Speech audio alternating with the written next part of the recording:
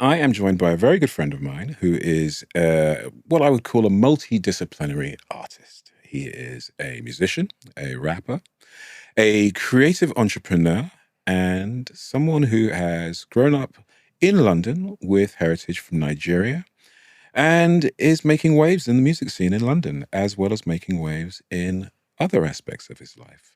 Today, I'm very glad to introduce you to my friend, Lemzi. Jeez. I'm here. Hey, man. Yeah, How you it's good doing? to be here. I'm good. How are you? Very good, man. Thank you for coming through. No, it's my pleasure. Genuinely, my pleasure to be here. Now, we were just laughing before. Give me a little bit of information about how you grew up, your family, your full name. And I thought let's start there. Really, Let's start there. Because Lemzi is that's my artist name. That's what I came up with just as I was creating music. And funnily enough, the way it's spelled Lemzi, I didn't even make that up. Cool. Initially, I was Lemzy, and I was at an engineer's house when I was 17. And when they saved the song, they put Lemzi, Lemzi, and I was about to be like, and I said, actually, I kind of like that. And then from there, it's always stuck. But my actual name, and I'll give you my full government as well, okay? It's because I trust you, bro.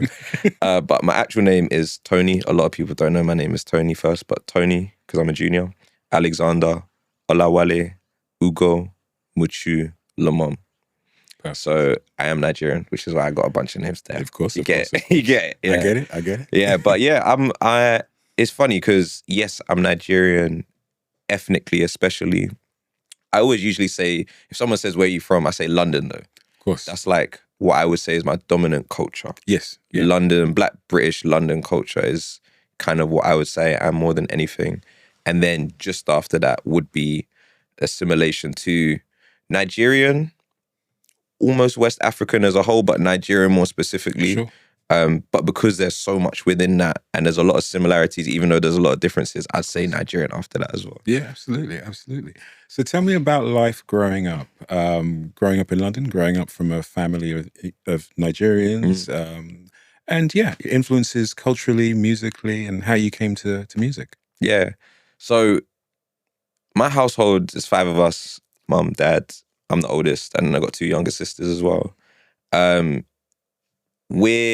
grew up in a house of love. I think that's the first thing I always say in it. Like, I just grew up in a house of love where everyone loved each other. That doesn't mean everything was perfect and there weren't arguments or whatever, but there was clear and obvious love between us. And then my external or extended family, everyone seemed to be in East London. So growing up, it was very, very easy. Grandma's in Leighton Stratford.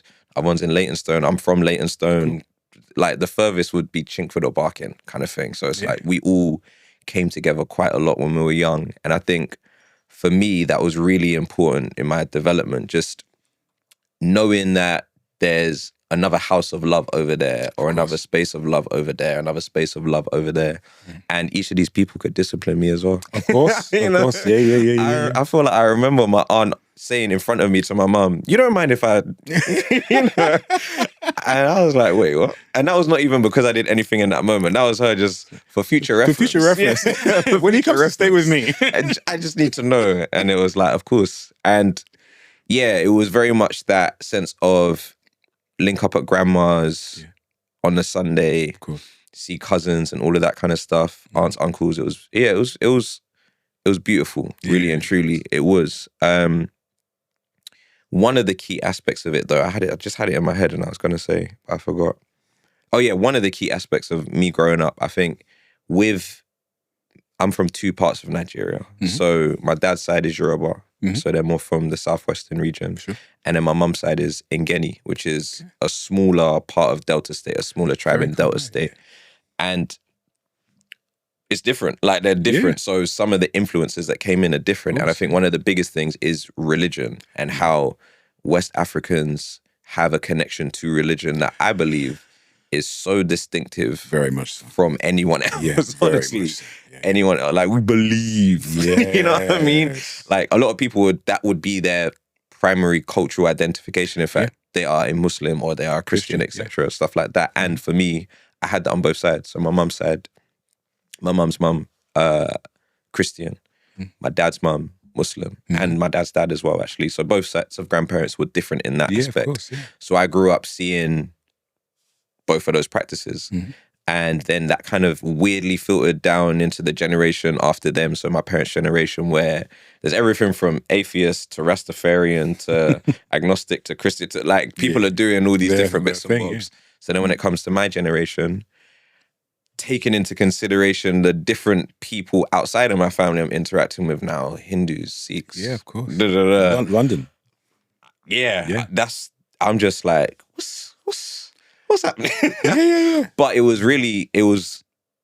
it's something that continues to define who I am, and even just my own spiritual beliefs necessarily, because I'm someone who I hope this isn't well, even if it is, it's whatever in it. But I think that a key difference between what I believe and what other religious people believe is that most religious denominations believe other ones are incorrect at the end of the day, kind of thing. Yeah, there's always. They'll be like, yeah, we're very similar to, until this point where it's like, actually, you're all wrong. Whereas I think everyone's right. It's all the same. It's just a different language. It's a different language, a different interpretation, a different way of embracing what I think we're all getting to anyway. Sure. So my understanding is that, we're actually all right. And I think that comes a lot from the fact that I was exposed to so much, not just within family, but outside of family as well. Course, yeah. But growing up, as I said, I grew up in a household of love. All of that kind of stuff wasn't perfect, but there were a few things that were very prominent. So one of them is education. Of course. So I went to private schools because in my parents' mind, they're like, you're not going to the schools in Waltham Forest because we just want to do what we think the best thing for you is, which is to send you to where we think the best school is. And my school's still in Waltham Forest, saying that. My secondary school, that is. And I attained good grades and I did some other good stuff there in sports and everything like that. And ultimately, they had a big say on what happened to me educationally and academically because I hated school. Like growing up, like most people I know anyway, like we just didn't enjoy school. Yeah. And as I've grown older, I've kind of understood a little bit more why that is. Yeah, it's amazing. Yeah. Yeah. And age is a good... experience in life and aging just teaches you things that you wouldn't have known it back then. Like you had to grow through whatever you've gone through to actually understand.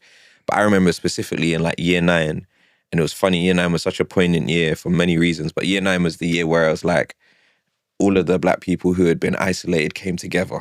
And we also were simultaneously learning about slavery that year as well in history. So it was, I don't know if it was because of that or just because of the age or because of whatever we'd had the previous years. It was like, okay, we all came together.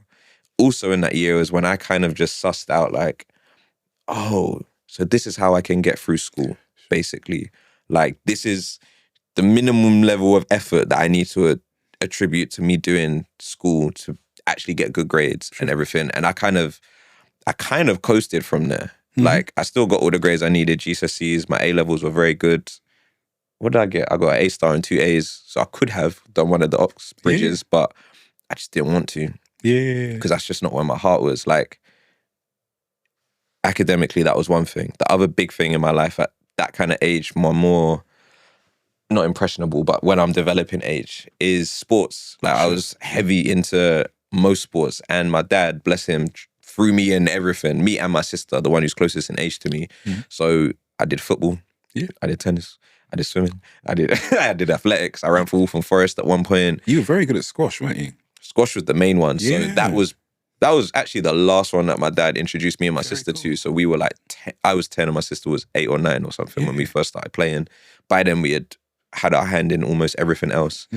And I don't even remember if I immediately loved it or if it was something that was more of a slow burner, but I don't think it took that long. Like I got into it. You had the hand-eye coordination, And when I got into it, and my sister as well, it was incredible. And even when I look back retrospectively now and I think, oh, that's who we were. We were some of the only black kids that were playing squash to the level we played at.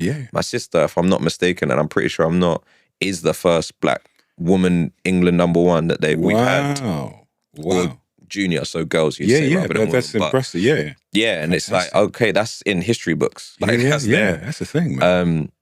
I was an Essex champion, played for South East England. Very cool. You know, so we both had accolades, we both win tournaments and stuff like that. And it was it wasn't a big deal that we were some of the only black people, really and truly, and maybe that's because of the schools that we were in as well. Sure, just go on with it. I'm used to this. Like, I'm used to seeing or being the minority in that sense kind of thing. Yeah, absolutely. But I think because of the staple of home, and not just my home, but the home ecosystem that I was talking about, who I am never really left me. Yeah, like, of course. Yeah. I would take that wherever I go kind of thing. And even stuff like, so we got academically, educationally, then we got sports, then creatively. That was another thing that was bubbling without me really knowing the importance of how much it was bubbling.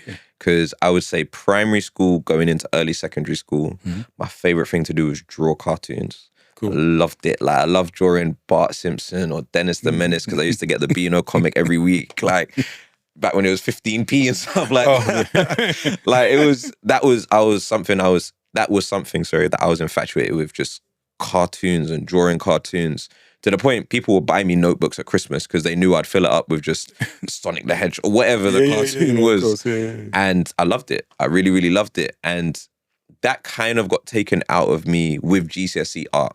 Right. Where for my exam, one of the parts of it, I can't remember what the requirement was, but I ended up drawing cartoons. And I was like, this is sick. I drew all my favorite cartoons and they look great. And only for me to have a diminished grade because of that.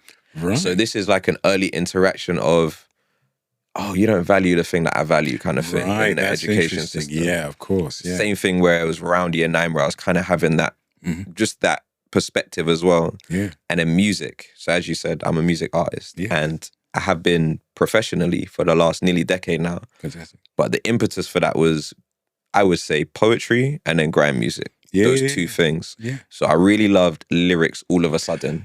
You are a lyricist. Everything that I've heard from yourself has been very, very. I think of you as a very intelligent rapper who's a wordsmith who really can put things into your own words and into perspective for a wider audience. Yeah, see, wordsmith is what I usually say as well. Yeah, absolutely. Yeah. Genre is too hard for me to define sometimes. I remember your gig. Oh my goodness, I was so blown away by that gig, man. Thank you. Yeah, you had a harp player. Yeah. You had a full live band. There was a sax player. She played big up Larissa. tenor and soprano.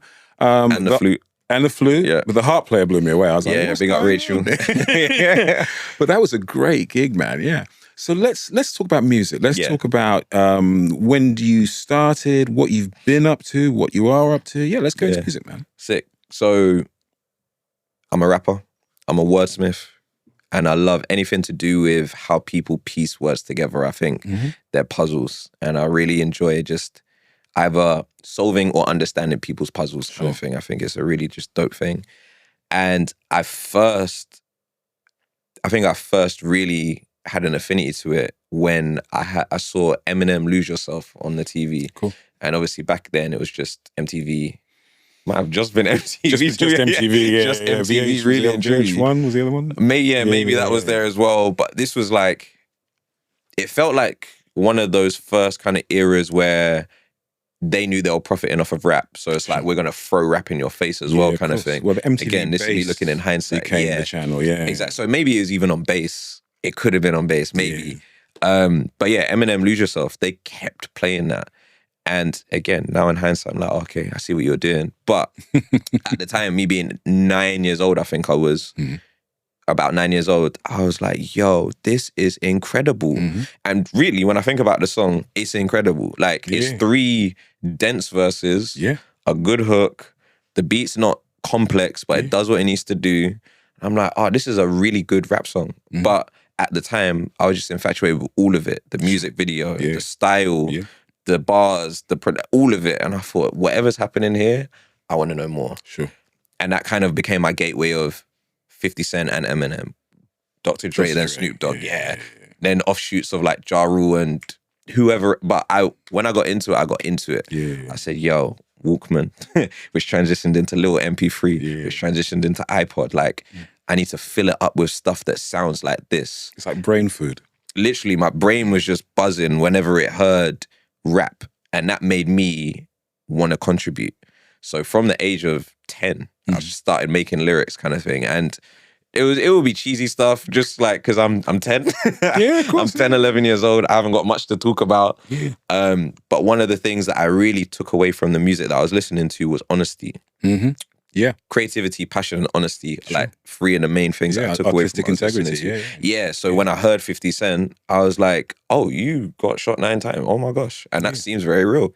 Eminem, you feel that way about your mum. Yeah. I was about to say, yeah. And even stuff like that, I was able to differentiate. And he does smoke weed, yeah. But even stuff like that with, say, with Eminem, I was like, but I love my mum. Like, I don't feel that way, but I feel that you feel that way. And I think that's one of the things that engaged me a lot as well. Tupac, passion, where I was like, whatever you're feeling, whatever you're trying to tell me, I feel it. I get it. Whether it's rage or love or empathy or whatever it might be, I can feel it, kind of thing.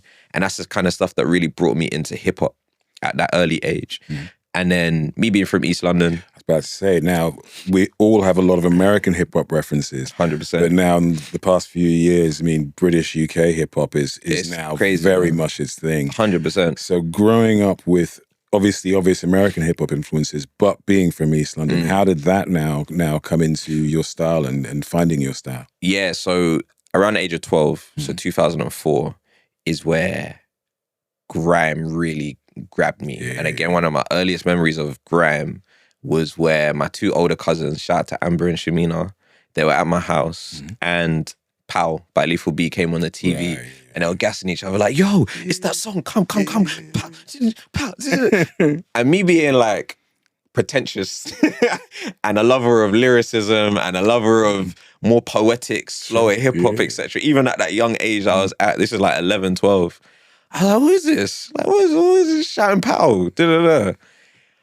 And lo and behold, whatever it was that switched in my head when I found my own way into it, I was like, oh my, this is incredible. Yeah. This is incredible. And the thing that was sick about grime, especially at its early inception and where we were as a society, was that it was so DIY that it was the easiest access in terms of what I'm listening. There's no mix and mastering. There's no additional production. It's here's a freestyle.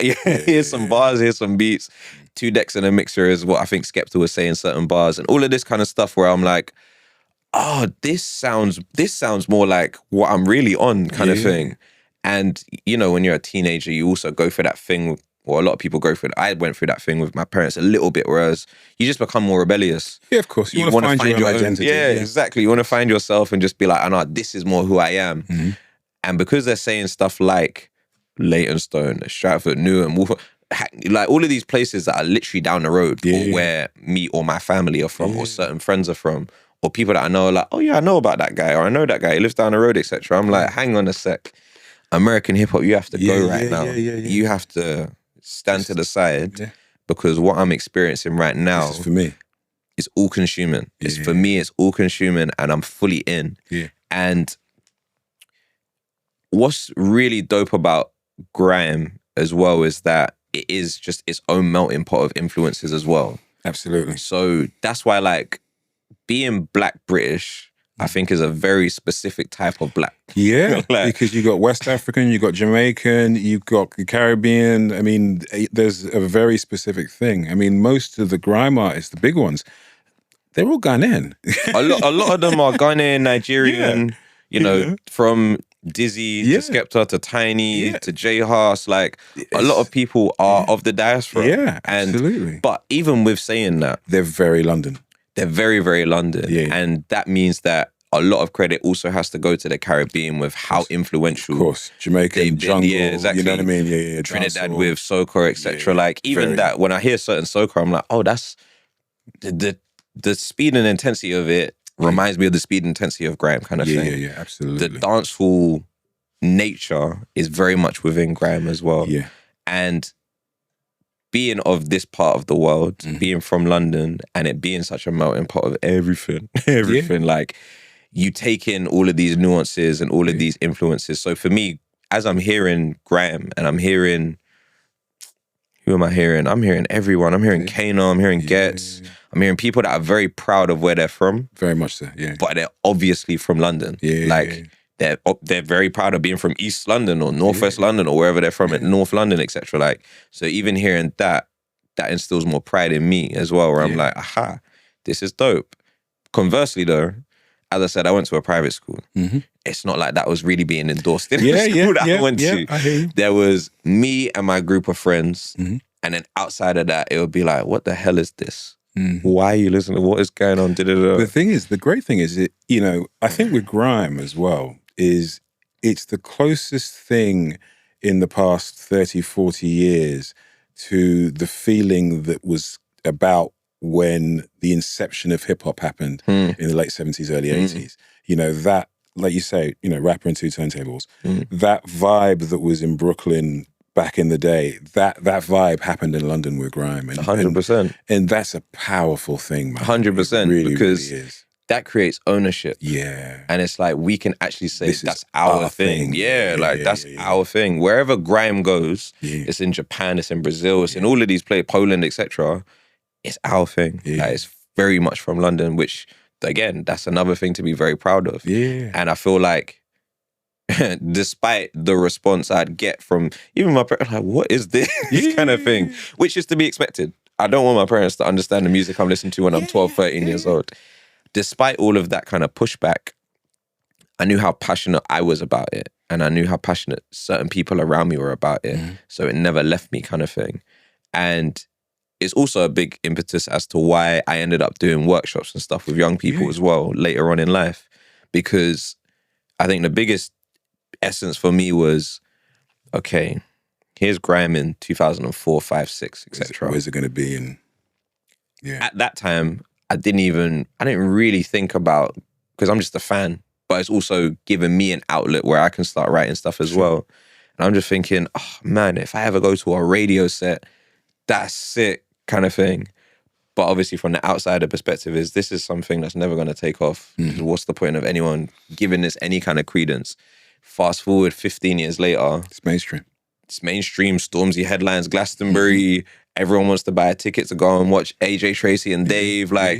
All of these things have happened. And I think it was just, as I saw all of this coming as well, even from the earlier stages of Tiny Temper doing very well, Tinchy Strider doing very well, I'm like, oh, stick with it. Yeah. So whatever the thing is, stick with it. Because even with Squash that we were talking about, I don't have many regrets in life.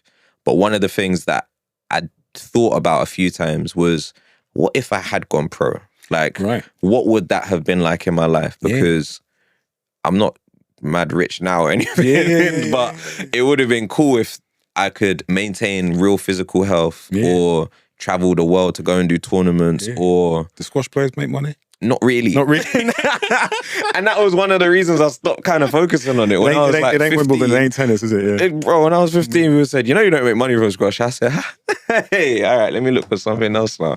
And that was one of the reasons I stopped focusing as much on it. Because I was still quite good, I still played tournaments and all of that kind of stuff. But even going to uni, that took my mind off it. Girls, that took my mind off it. It's a whole other thing. Whole other thing, but yeah, generally speaking, music is narration. That's kind of how I see it. Music is narration to tell us the story of where we've come from, where we're at, and where we could potentially be going.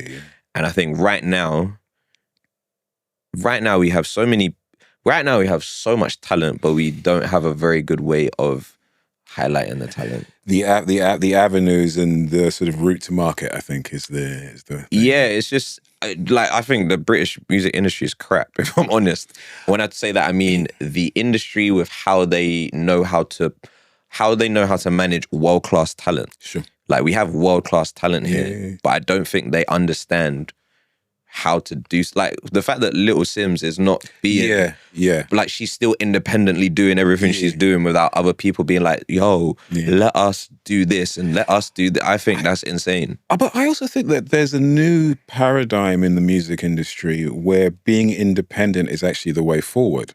Yeah, 100%. I think there's a lot of distrust from major labels. We've all seen in recent years how many people are getting laid off from major labels. I was reading an article recently, and I think Warner's are firing, 700 or 7,000 people worldwide. I can't remember what it is. But there's a very positive thing, I think, to the independence movement in music. With the advent of music tech, you know, with an iPhone, you can record a video. Facts. With a laptop, you can record an album. I mean, these are things that are within reach. I mean, when I was, I'm not going to age myself. When I was a lot younger, in my first band, I was in funk and soul bands. You know, we were recording to tape, you know, which was a whole nother expense, and full live band and the whole thing. You know, you can make a credible record from your bedroom. 100%. And you can make the video with an iPhone. 100%. And I think that's a very positive thing. You know? It is. And that's what's enabled people like me, really and truly, to do what we do. Because I would say I'm a DIY artist, even more than an independent artist. Because I think independent, like Chance the Rapper kind of ruined the term independent artist a little bit in my mind.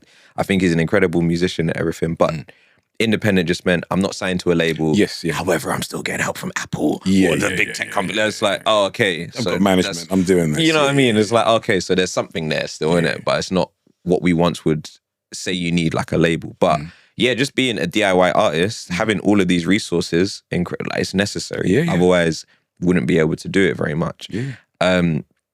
But I think that if you are an institution that is based off of proliferating good art, and I can see how much good art there is, or artists that there are, and you're not doing it, then it's like, what's happening? Yeah, something's amiss.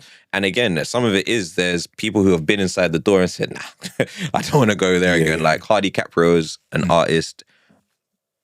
I can't remember what descent he is actually, what ethnicity he is, but he's West African. But anyway, he's from South London, Croydon as well. And he spoke about how the labels essentially destroyed his career, kind of thing.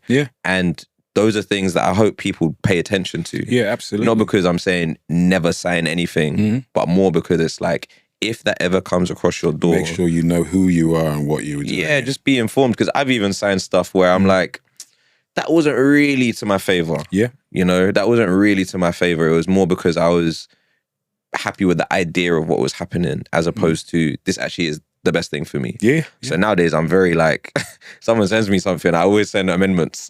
And it's like, let's just see what happens from here, kind of thing. Absolutely.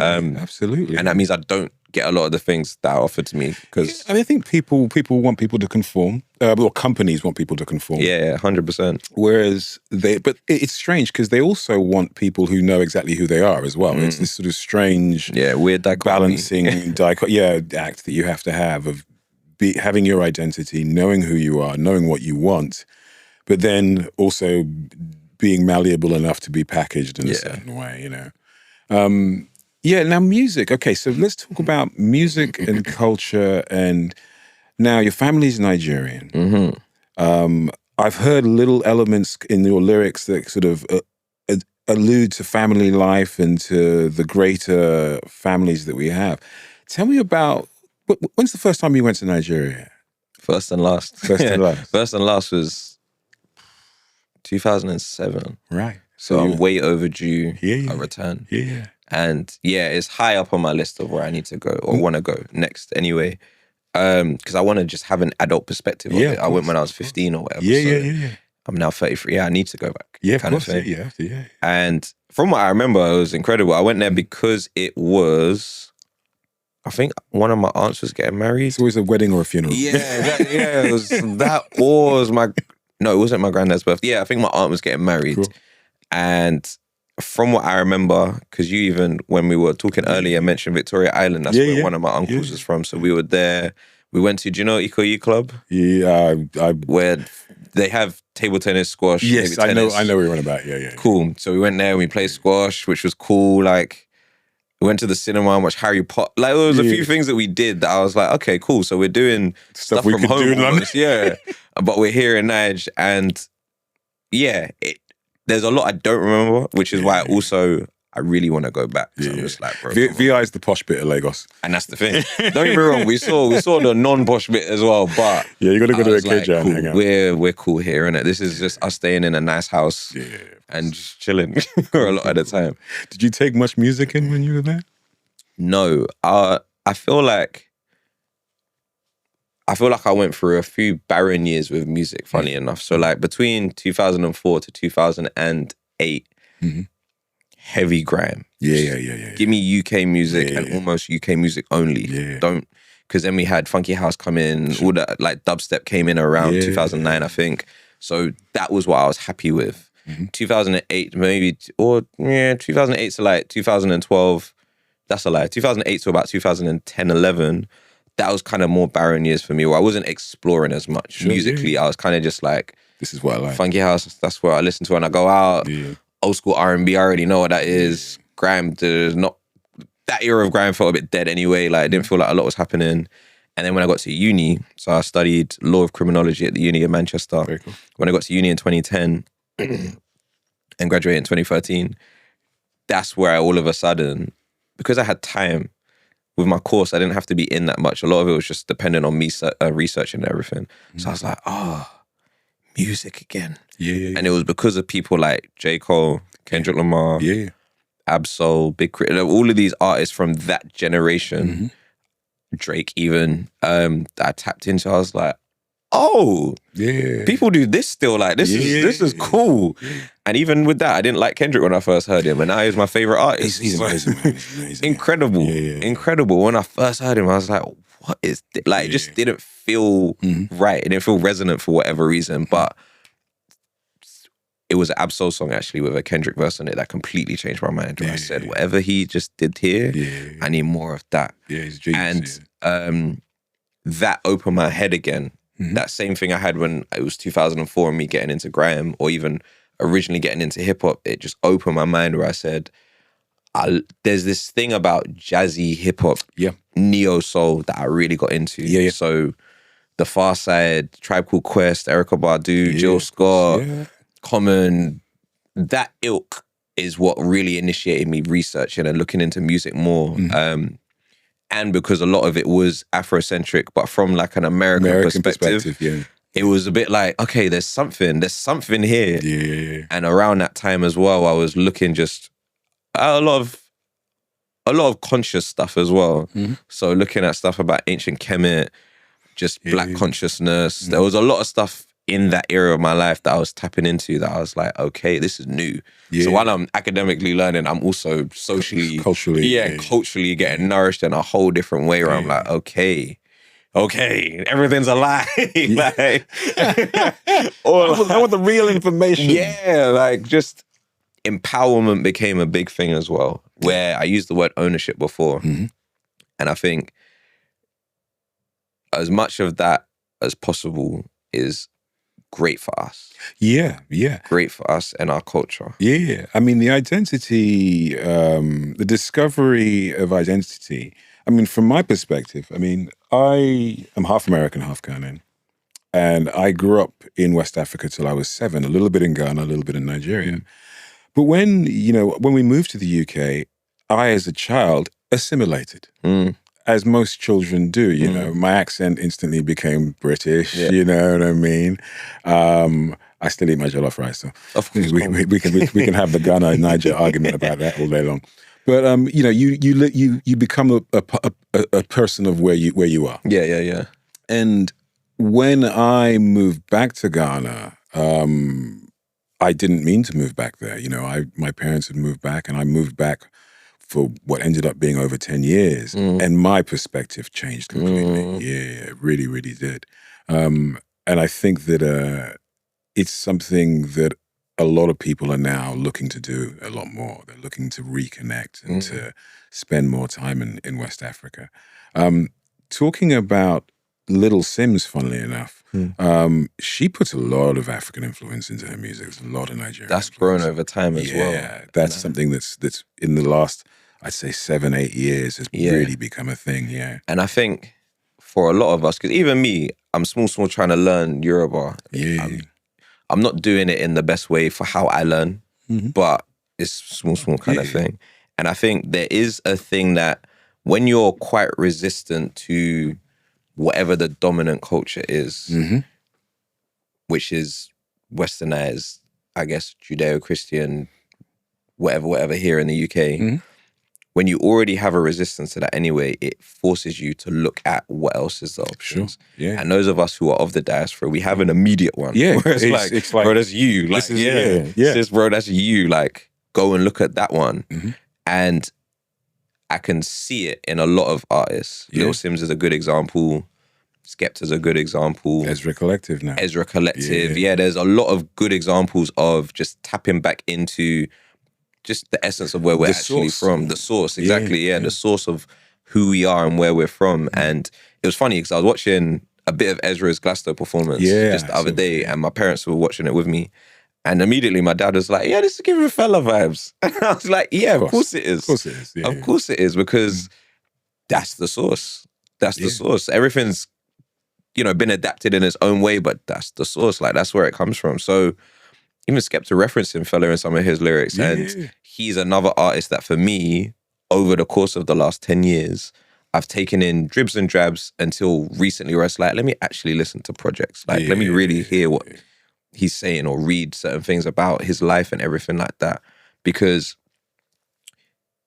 I think that was a big part of me creatively, even when I was young.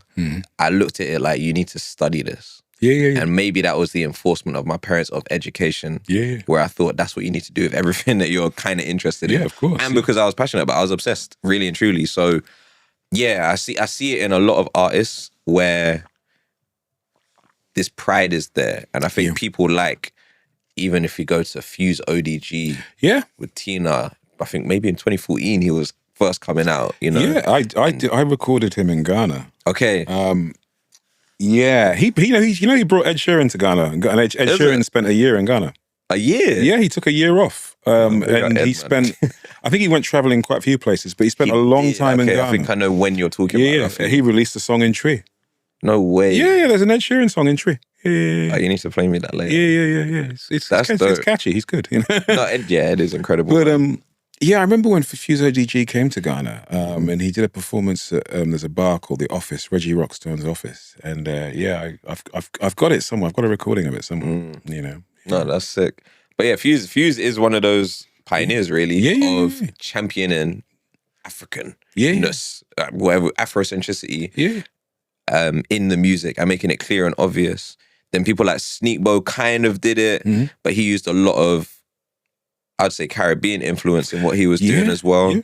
But those kind of people are the gateways for us having J Husses, where it's even more clear and obvious. Yeah. And then Pasalu, where it's even more clear and obvious that he's Gambian and he uses everything from the aesthetic to his voice to the inflection to all of this stuff to show like, I'm here, but I'm from here. And I think it's beautiful to see, man, because who knows who the next one was going to be or where they're going to be. And I think that's part of the growth that we still have, where it's like, okay, I went to Fête de la Musique in June. Yeah. And it was so good, except the fact that I was sick. I've even small still got a little bug there. But it was so amazing. And one of the things that I took away was how much the French embrace their own music. They love African music. The diaspora. Yeah. Senegalese music, Malian music is huge. Like, oh my gosh, this is incredible. I've always said that actually African artists probably have a better route through France. 100%. I can see that. There's a huge influence of African music and culture in France.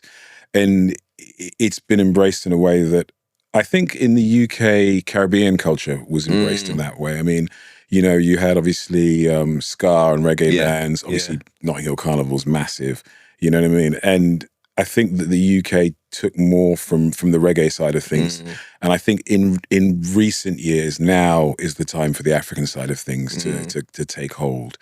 But yeah, no. How was Fête de la Musique? Yeah, how did that come? It was dope. I had a really good time. Very cool. Like as I said, aside from the fact that I was sick on the main day, but that was just my body was run down. But the way it's done, it just feels.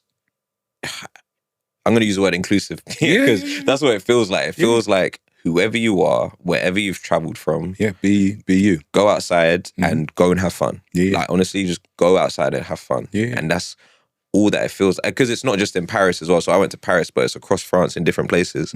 But being in Paris and just, you see a bunch of people who I recognize from London as well, but all in a slightly different capacity. Like everyone's come to have fun. Like it's not we've come to work necessarily or anything like that. You just come to enjoy, embrace something that feels new as well. Because I think for a lot of people it was their first time there, first or second time there.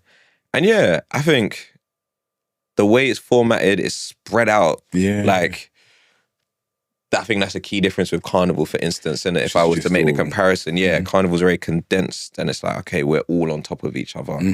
Whereas that one felt a bit more spread out. There were avenues or certain roads or streets or whatever where it's like, okay, we're all on top of each other. But that's usually because the vibe is so good. We're all on top of each other kind of thing. And even the fact that it just goes on, like, to make that comparison again with Carnival's deadline or cutoff is 7 p.m. or something like that. Yeah, it used to be, but obviously, I used to live in that area, and officially everything's supposed to stop at a certain time. It never does. But with Fête de la Musique, it's like endorsed and encouraged to keep going till 6 a.m. Just keep going. Like if I wasn't, I would have kept going, but I tapped out at like midnight. I said, I've had a good day. But yeah, no, it's good, man. Very cool. Now you've had some recent trips to France, haven't you? You just came back from Cannes. Yeah. So that was all in the same week. So going to Cannes first, and then Fête de la Musique in Paris. Literally got the train from Cannes to Paris, or Nice to Paris. But how was Cannes? What's the name of the thing? Cannes Lion Festival. Cannes Lion Festival. Yeah, is that more film or is it? It's more advertising media, bit of PR, that kind of stuff. So they call it the Festival of Creativity. Sure. And it's funny because creativity can mean so many different things, like how creative you are in business and all of this stuff. And I think, well, first of all, I have to shout out an organization called DEA. And they are the reason that I even went. So shout out to DEA, because they're kind of like an agency, but their main thing is championing and elucidating good Black talent. Very cool. Across the board in different entertainment. So again, TV, fashion, film, music, blah, blah, blah, blah, blah. So they took a cohort of us. I think there's 10 of us or something that went. All slightly different disciplines as well. And we're like, they got us tickets basically. Fantastic. And one of the key things when you're out there is networking. Essentially. Yeah, just chatting to people. And I don't mind doing that. Going and just chatting to new people, seeing what they're up to, and me telling them what I'm up to as a music artist. But then one of the other initiatives that I had in my mind was this whole thing of paddle. So we haven't even spoke about that yet, actually. I saw a video on Instagram of you playing out there. So I was doing a little pickleball, which is similar to paddle, but not as good, is what I'd say. And they had one part in Cannes called Sports Beach. And Sports Beach is where I went to daily, basically. Whether that was to hear people talk like Serena Williams or Carmelo Anthony and stuff, or just see the vibe of what's happening. I wanted to play pickleball again, really. And I think one of my takeaways from just being out there is do the thing. Whatever the thing is, just do the thing. Because even when you're talking to people, it's so much better to talk about the thing you're doing than the thing you're thinking about. Yes. Like the thing you're thinking about is still an idea, and it's like, okay, cool, that sounds good. Like, make it happen. Like, do the thing. Off you go. Do the thing. Like, and put a battery on my back in a good way of like, all right, cool. I need to, whatever it is. And at the moment, it is still more of a paddle incentive that I've got in my mind. Okay, so this brings me to a segue. This is a nice natural segue. So I know that for yourself, you are a musician, you're an artist, you're also a creative entrepreneur. And I know that the sport of paddle is something that you're very passionate about. So tell me about your experiences and aspirations in that world. So it feels random, but it's not random. Because of my history with squash, really. So I've always had that thing with racket sports, certain racket sports. Badminton I love. Tennis I dislike, if I'm honest. Table tennis is cool. So there's a range and there's a spectrum. And I've had knee injuries, or knee issues, I should say, for the last 5 years or something like that. It's been very on and off, fluctuating. And I was introduced to paddle as a sport by a good friend of mine called Osman. Shout out to Osman. And he took me to, it was Canary Wharf like a year ago, because they got a paddle place there. And I was like, right, this is nice, you know? Because he'd been asking me for a while, like, oh, do you want to fill in case we have a space? And I was thinking, I don't even know what paddle is, bro. What is that more than anything? But he just kept saying, no, you'll be really good at it because you play squash. I'm like, all right, fine. One day there was a space, I went. And I was like, yeah, okay. Fun, I can do this. This is cool, yeah. And because I could do it, I was liked it. You know what I mean? Positive reinforcement, you know? I liked it. And he took me to another place in Ilford, a place called Rocket Paddle, because the Canary Wharf one was mad expensive. So I was like, I don't know if I'm going to play again, even though it was cool. He's like, yo, don't worry, this place in Ilford, way cheaper, and it's just as nice. I remember walking through, it was July or August in 2024, so it's hot, it's a nice day. And when I saw what it all looks like, I said, what? This is in Ilford, number one. Number two, why is it so nice? It's clean, it's fresh, it's nice. And coming from the world of squash, one of the things that it didn't ever have was this sense of newness. Right. It never felt new. It never felt like, something we're building these swanky courts that you can come on and feel like you're a professional. It always felt like you're doing this kind of wizened ancient game. Yes, right. Which wasn't, it's just not cool kind of thing. And going into that Ilford Rocket Paddle, and they have an outdoor bit where the sun was beaming and people are having fun. I said, wait, why in Dubai right now? Like, that hooked me. And then playing as well made me feel like, oh, this is dope. Cool. So from there, again, me to be me, I started speaking to people like, yo, like, what is this place? Like, what's happening here? Ended up meeting the guy who manages the place. Shout out to Oscar, a few other people who play down there. He got me to come to one of the socials. He showed me the app that they have where you can just jump on random games. Because I think one of the things about paddle that makes it so attractive to people, because I keep asking people as well, like, why do you keep playing? Because people are so addictive, and that's what it is. It's more social than it is competitive, whereas most sports are more competitive than they are social. Right. And because it's more social, it just brings people in. Like, it's a sport where I've seen more women play as an example. Like, I'm like, oh, this feels almost even, which doesn't always happen in sport. Of course, and with racket sports, again, I don't usually associate that with brothers playing or black people playing, really. But I remember being there, I was like, yo, there's bare of us here. This is lit. Like, this is great.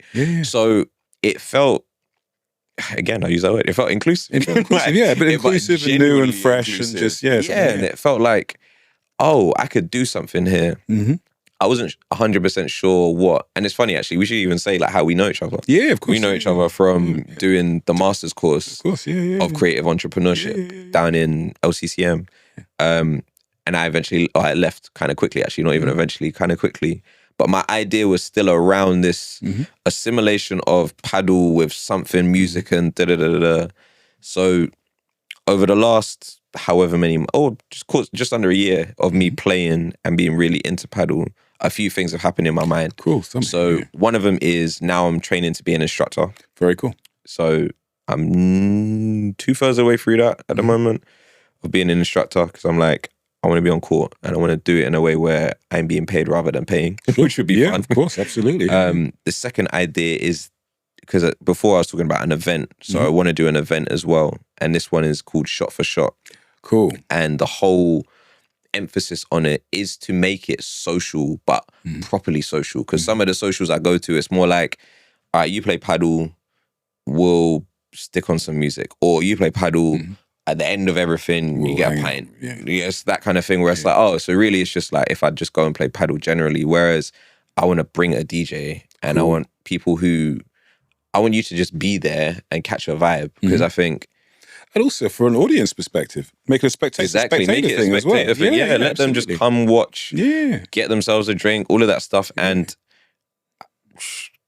a big thing in my eyes is space as well, like literal physical space and what people do with it. And I always think, oh, this is sick that you've got these paddle courts and everything, but your capacity is actually double that or triple that. Like you could have way more people in here, and it could be a sick place to be. As a place to be. Very much. So I even had a conversation with one of the paddle places earlier today, just about like going in there and doing one of these events as a pilot, which they seem enthusiastic about as well. So that's one of my other shticks. So instructor, doing these events, and then maybe even creating an academy where just an academy of just building people up and nurturing them, because paddle is very much looked at as an offshoot of tennis. So paddle tennis is even commissioned more by the LTA, which is the Lawn Tennis Association. Thank you. Yeah.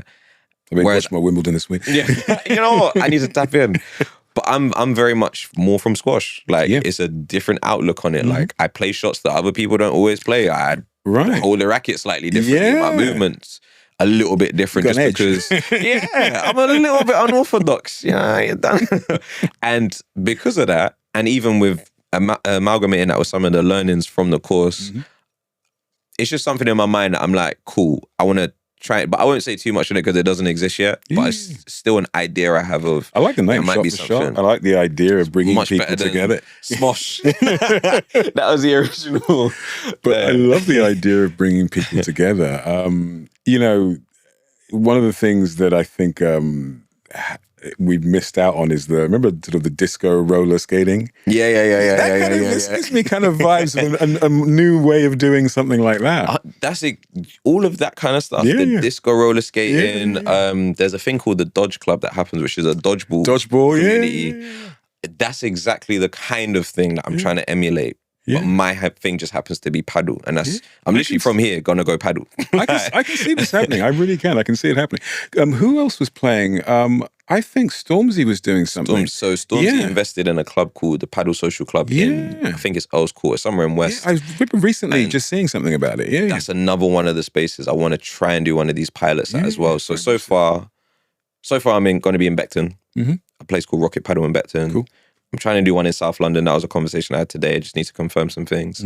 And also hopefully get one in West as well. So if I can kind of go across London, pilot this, and just see, because I know what I want it to be. I know what I think it could be, but you have to do the things. Exactly. You got to do it, get it wrong to get it right kind of thing. So yeah, that's one of my key focuses at the moment. But stuff like culture, because even when I was having a conversation, the guy had never heard of, and this is the manager of the paddle thing, had never heard of Ray and Nephew before.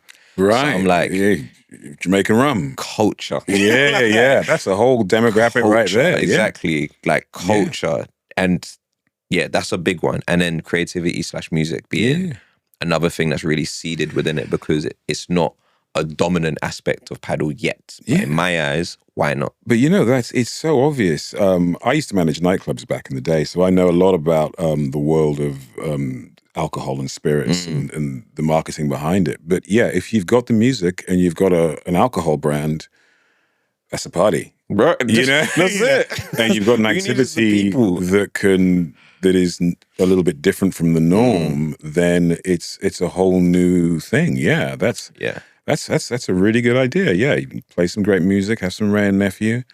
Play some paddle. Innit? Yeah. Like, maybe play some paddle, then have the Ray and Nephew. The Rays, even that's strong. So whatever we have. Because I was talking to my dad about this. The whole thing with Shot for Shot, it's a play on, obviously, you're playing shots, but you might have shots. Sure. But even the shots could be healthy shots. Like you might have turmeric shots, you might have a ginger shot, you might have a beetroot shot, whatever it might be. And just what could be done with this. I just want to... just get it going more than anything. Get it going and then really see. But yeah, I'm excited. Like we do have the first date booked, which is the 2nd of August. Fantastic. I will be there. Please. Give me a text. Turn up. I will be there. Friends. I'm see what the vibe is, man. I'm determined to be to as many things as I can this year. So okay, cool. Yeah, so say yes. You're in that year of a saying yes year. My diary is here. I'll be typing it. Cool, man. Very, very cool. Is there anything? What are we doing for time? I want to make sure that we cover all of our bases. So anything new musically going on? I know that your recent single, is it Wadat? Do you know what? That's not even a recent single. You got a That's fresh one. actually from 2018. Oh, wow. That's when it first came out. Okay. Yeah. Because I was looking at it, because it had the most amount of plays on Spotify. That's why. So what's recent? Quickly with Wadat. That one from 2018, it's my most streamed single. And it's one of those ones. You're 120, 13, I want to say 15, something like that. Around that now. I was looking at it last night. That song, I genuinely believe is a classic song. It's brilliant. It's brilliant. Yeah. All produced by a guy in New York called Tone Bones. Very, very dope. He played all the instruments as well, he said. So I'm like, bro, this is immaculate. And it's hard to capture that magic.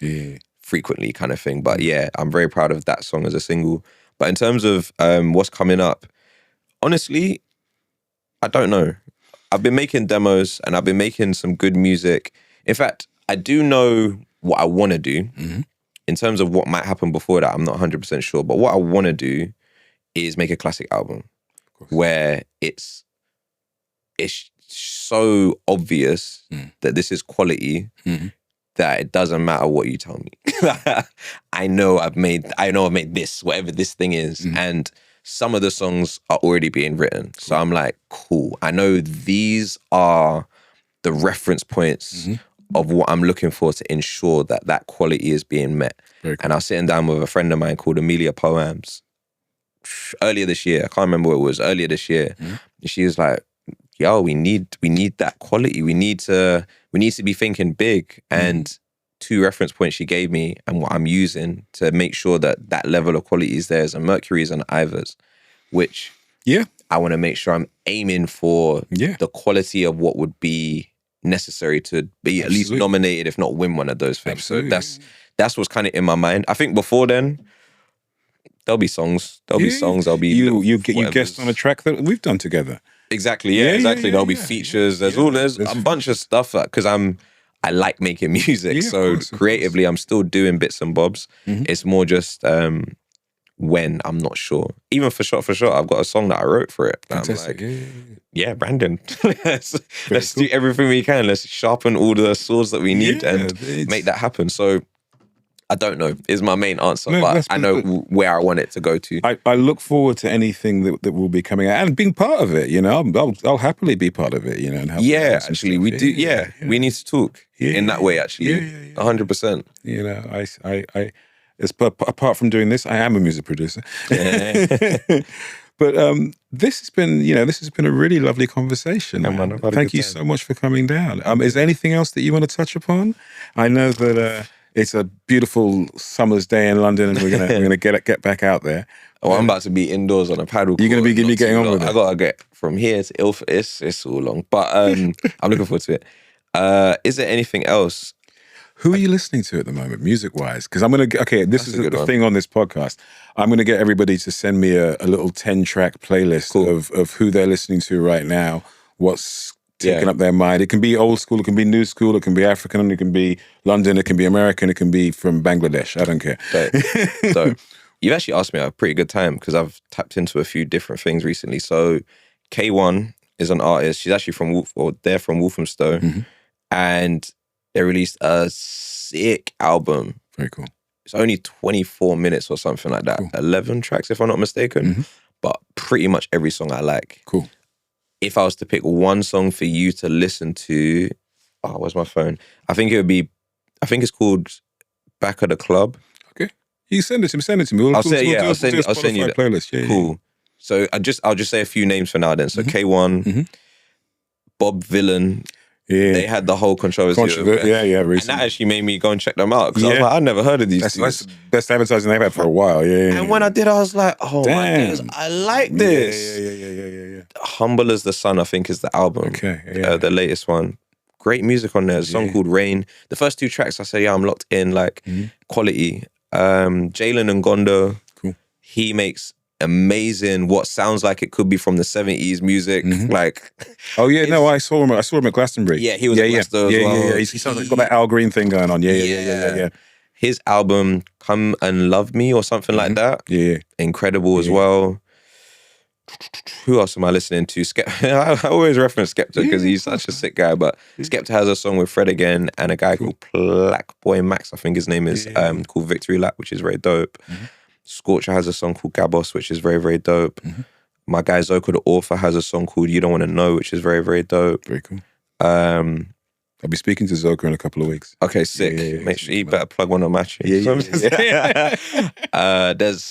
a rapper called Wode. I can't even pronounce her name, but I think it's Wode. Okay. Wohdee. Cool. And funny, like I listened to one of her singles from a year and a bit ago called Hello Hi. And I thought, she sounds wavy. And she's very wavy. Cool. Like she's cold. And just there's a lot more. Dochi's another one who's just sick. She's amazing. She's just sick.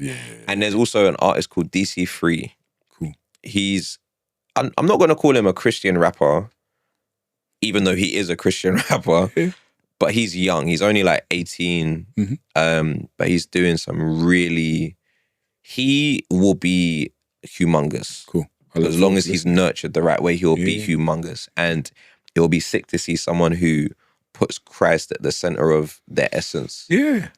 Be so revered in music. It will be very, very interesting just to see what happens with his career. But yeah, I put money on him being very, very big. Cool. And finally, I'll say Little Sim's Lotus album as well. Yeah, absolutely. And Yeah, absolutely. Well, thank you so much for coming on. It's been an absolute pleasure. Yeah, man, I've had a lot of fun. This has been good. Yeah. It's been really nice to learn a little bit more about you, because obviously I know a little bit about you. But it's been really nice to kind of put it all together and hear about the whole package. Yeah. And hopefully I will see you on the 2nd of August. That's the one, 2nd of August. I know this is probably going to be released at a different date, but anyway. That's fine.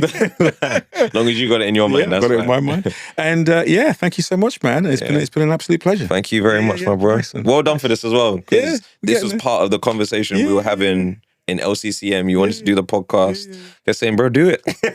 Just gotta Here we are, innit? Yeah. So congratulations to you as well, man. Nice, man. Thank you, man. Awesome. Thank you, Dan. All right. Nice one, bruv. Nah, thank you so much, man.